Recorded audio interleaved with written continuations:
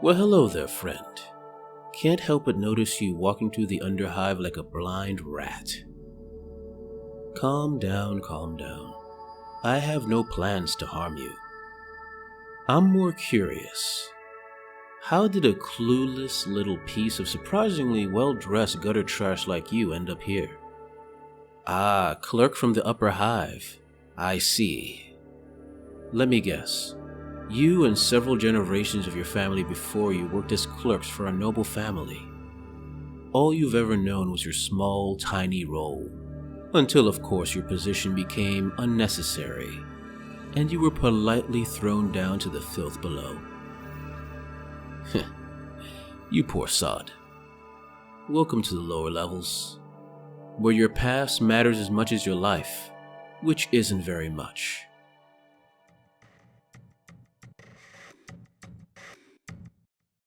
Now, I'm a kind soul, and I'm willing to share my knowledge with you. For a price, of course. But we can discuss that later. For now, you should probably know of the houses you will be dealing with down here in the Underhive. Now first off, when I mean houses, I don't mean the great houses you're used to, where the nobles of Necromunda spend most of their time being rich and indulging in their perverse fantasies. No. We generally don't have to deal with them down here, and honestly, that's for the best. The infantile games they play to try to gain favor with the current head of the planet, Lord Helmar, can get very tiring after a while. The only time they do bother us is when the younger generation of noble fools buy the most expensive armor and weapons they can find, and try to make believe they are gangers for a day. Choosing a sector of the hive at random and killing civilians, gangers, and merchants with equal malice. No. The powers you need to deal with down here are the clan houses. The clan houses are the ones that get things done. The ones doing the jobs that Necromunda needs to keep it useful to the rest of the wider Imperium. Now, on occasion, these clan houses need to do things outside of the restrictions of Necromundan or even Imperial law. To get this done, they form gangs. And these gangs are the groups you need to watch out for. House Goliath. I'm the strongest one around, and anyone who thinks otherwise can kindly say so to my hammer. In the vast foundries and metal shops of the hive are the workers of Clan Goliath. Big hulking brutes, bulging with vat-grown muscle, and bursting to the gills with strength-enhancing chemicals. Although such modifications shorten the life of these monsters, it makes them ideal to work the heavy loads and power tools of the foundries.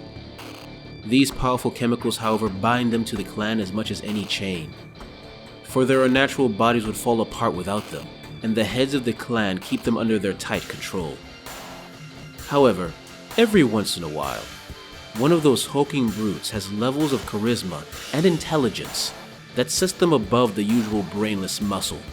The heads of the clan chooses these special few as leaders. They are giving their pick of their fellows to be part of their gang and are set loose, doing jobs for the clan or just causing a healthy dose of terror in an area. If you want an idea how they fight, simply think of them as orcs in human form, charging at the enemy without a care in the world, and taking hits with no apparent effect. They tend to favor loud, high-caliber weapons that cause serious damage to their opponents.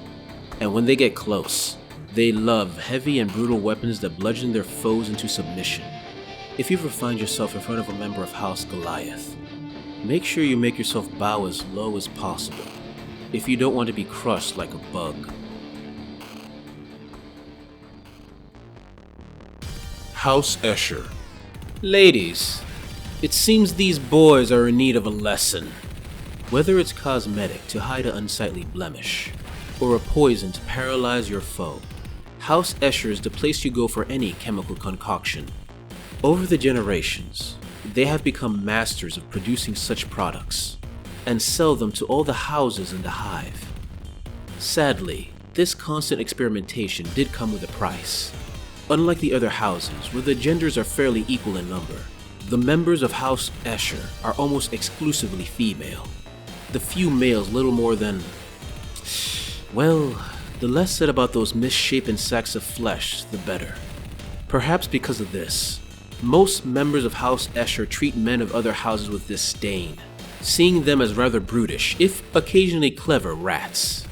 Considering their main rivals tend to be House Goliath, I can see how this attitude has persisted over the generations. To be chosen for a House Escher gang is to have two very important qualities: a keen intelligence and a large disregard for human life. For even amongst the other houses, the gangs of House Escher are especially known for their cruelty. Combat isn't just finding a way to kill your foe, but cause them as much pain as possible before they finally die. Some Escher gangs have been known to flood entire hab zones with psychotropic gas, turning the battlefield into a madhouse for their debilitated foes. As Escher fighters dance around them gleefully, they act more like Drukhari than humans, honestly. In combat, House Escher uses speed and various poisons against their foes, zipping around the battlefield to outflank their opponents, before striking them with envenomed blades, concealed drug injectors, chem throwers, and a variety of other terrible weapons, hoping to find one little nick in the enemy's armor to make them die a slow and extremely painful death.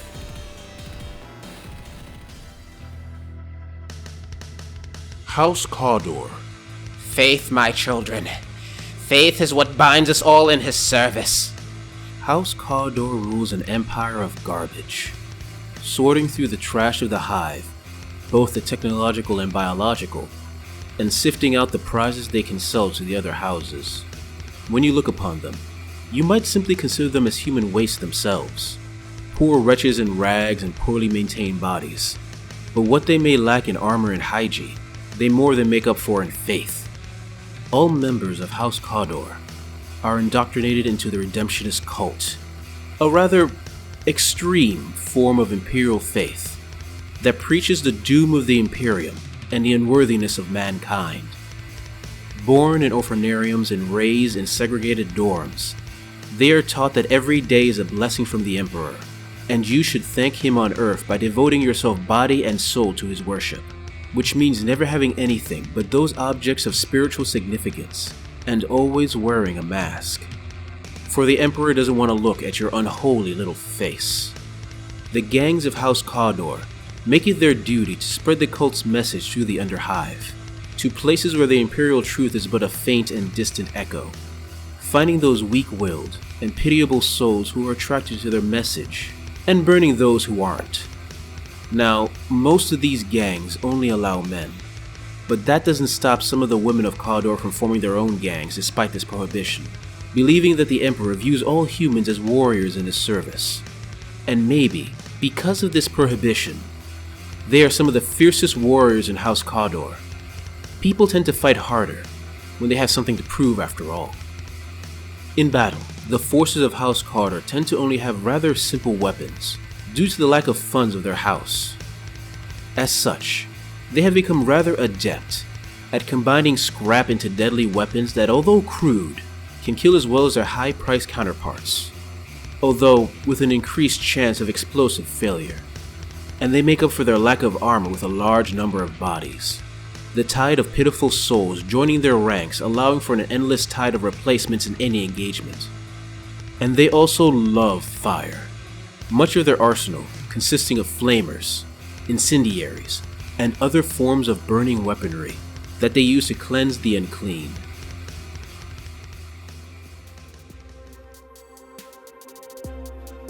House Delac. The 3 S's of success: secrets, subterfuge, and silence. Now, unlike the other clan houses who strut around like brightly colored ambles, House Delac generally keeps to itself. Everything about them is essentially a mystery, from their origins to their history, to, in some cases, their very own names. As such, there is a lot of gossip about the origin of this house. Some say the house sold their services to Lord Helmwar's house long ago, becoming his secret spy masters for special privileges and a chance to become high nobility. Others say the reverse is true, that the house discovered a deep and disturbing secret about the Lord and used it to blackmail the Lord for power. and others say that the clan is related to a race of dark creatures from Necromunda's distant past that still live in the subterranean depths of the hive. All of these theories are probably lies. Lies slowly spread by House Delac over generations to obfuscate the truth. In keeping with this nature, everything about the clan is hidden. All of Delac's hideouts are tucked away from prying eyes, whether below hablocks, above a bar, or any number of innocuous locations. You can have a hidden Delac stronghold anywhere. As for the people, you would never find one without their tinted goggles and dark cloaks. Cloaks full to bursting with various hidden weapons ready to be released at a moment's notice. In combat, information is House Delac's greatest weapon, gaining as much knowledge as possible before striking at the enemy at the perfect time, using the terrain or the enemy's weakness to catch them off guard, or infiltrating enemy strongholds to take the perfect shot. For if there is anything the house hates most of all, it's a fair fight. House Orlok. I'll pick reliable over fancy any day. In the endless mines of House Orlok, men and women work in endless toil under the watchful eye of brutal overseers more than willing to crack the whip on those they think need a little encouragement. The conditions are so brutal, you would think that the vast hordes of what are essentially slaves would rebel against their house masters. And a long time ago, they did. The vast stream of abused workers rising up and almost destroying the house in the process. But those masters of House Orlok were a clever bunch. They knew they had to think of a new tactic to control the masses, with a healthy dose of propaganda and social engineering. The masters introduced a bit of house pride, proclaiming the other houses were trying to take control and they must fight for their right to exist. Eventually creating a few armed workers who could help defend the house against the threat of the other houses. These became the first gangs. These gangs, full of house pride and a healthy amount of benefits for fulfilling their patriotic duty, actually helped to bring down the infant revolution, happily bringing things back to the status quo. Nowadays, the hordes still work under the same conditions they had before, but now something is slightly different. Now, they have hope. Hope that one day, one of those gang bosses will look upon one of those poor fools and give him or her a chance to fight for their house and free themselves from their world of drudgery. Because it's sadly easier to hold on to false hope than risk it all in an attempt at freedom. The way House Orlok gangs fight isn't fancy. They don't have any special cocktails to enhance their strength and speed, or exotic weapons to turn the tide of battle. What they have instead is a ton of grit, and the faith in their fellows beside them. They also have a large stash of House Orlok produced weapons. These weapons aren't the most elaborate or even the most aesthetically pleasing, but they always work. The clan forges always ensuring the weapons are of the highest quality. This, combined with an iron discipline and a head for tactics, makes the gangs of House Orlok a formidable force on the battlefield.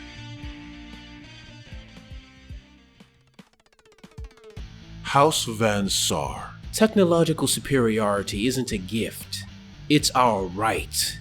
The crafters of House Van Sar are the technological powerhouse of the Hive, creating the best weapons and armor in Necromunda for those who can pay the price. But this technological superiority comes with a secret. You see, long ago, the ancestors of House Van Sar discovered an STC, a standard template construct.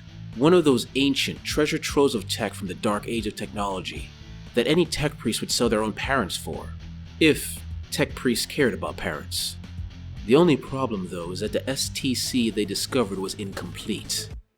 Worse yet, it was flawed. The STC spewed radiation like a broken faucet. You would think most people would perhaps steer clear of this, but the members of the house considered it a small price to pay for such profitable knowledge. Even now, millennia later, the upper echelons of the house try to tease out even more secrets from that STC while bathing in harmful exotic energies. Of course, they don't accept this poisoning wholeheartedly. All members of the house encase themselves in suit to support their weakened bodies and constantly look for chemical or technological means to extend their lives. The gangs this house forms are used to explore the depths of the Underhive to search for more secrets of the dark age of technology, both to expand their knowledge and perhaps find a way to finally counteract the exotic energies of the STC. Now, as I had previously stated, the bodies of the clan members are fairly weak, so they prefer to use their technological superiority to their advantage. Devices to locate their enemies, exotic weaponry, and a whole host of expensive-looking gadgets to give them any advantage. Using this, as well as overwhelming firepower, to take down their foes before they can come close enough to cause any real damage.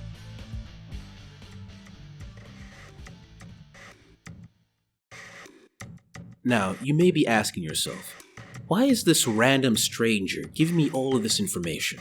Well, it's because, my good friend, I didn't find you by accident. You see, I knew about your little expulsion from your posh position in the upper hive, and I thought, I could use this person's particular set of skills for my own operations. Now, I'm not going to force you to come with me. I find threats are a poor start to a business arrangement. Instead, I thought going into some detail about the types of people you might see down here might make you think working with me would be better for your long-term health. Good. You've made a wise decision, my friend. I believe this is the start of a beautiful friendship. Hey guys, I hope you enjoyed this video about the clan houses of Necromunda. If you like it, please like, subscribe, comment, press that little bell so you know whenever I post, so you can see the rest of my future videos. And if you're inclined, please send a little money my way to my Patreon. The extra money gives me the time I need to work on these stories that I love. Anyway, thanks for listening and see you next time.